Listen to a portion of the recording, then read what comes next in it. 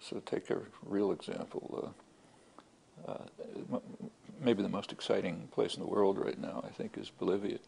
There's a real mass popular movement which actually gained political power. The large majority of the population is indigenous, had always been bitterly oppressed and marginalized, been struggling for years for their rights, hard, serious struggle. It finally moved to the political arena. They had an authentic democratic election of a kind that can barely be imagined in the West. Real serious issues, people knew about them, had been engaged in them, voted and elected a leader from their own ranks who's responsible to them. It's completely different from formalized Western democratic systems, as they're called, where you vote for one or another representative of the business classes and so on. But it was real and authentic and dangerous enough so that there's now a major secessionist effort by the mostly white, wealthy minority that's always expected to run the country as they've always done, undoubtedly supported by the United States, which will never tolerate a popular democratic movement. But it's quite real. And one of the main struggles was in Cochabamba, where the World Bank, and with the cooperation of the Bolivian government, had instituted a program of privatization of water. Well, go to an economics department, they'll prove a theorem that says it's more efficient if you price water to its true value. And then there's a thing that they call an externality, which we don't pay attention to. And the externality is, well, people won't be able to afford it, so they won't drink water. Well, it's kind of not our department.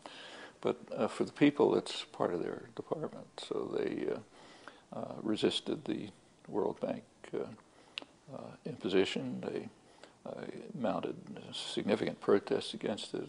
Dozens of people were killed. And it came to a head with a major protest to try to drive the major corporations out of the country, Bechtel and others. It happened that the protest was taking place and reaching its peak just at the same time as demonstrations in Washington against the IMF and the World Bank. And through intelligent use of the internet, activists in Cochabamba were able to contact demonstrators in Washington and in New Zealand and other places, and have a coordinated campaign in defense of the right of indigenous people in Bolivia to drink water. Sounds like a simple right, but it violates economic principles, so it's not so simple. And they won. They won largely through the international solidarity and cooperation. The people in Washington weren't demonstrating about their right to drink water. They have that right, most of them, but just the solidarity that developed over a common interest in overthrowing state corporate repression.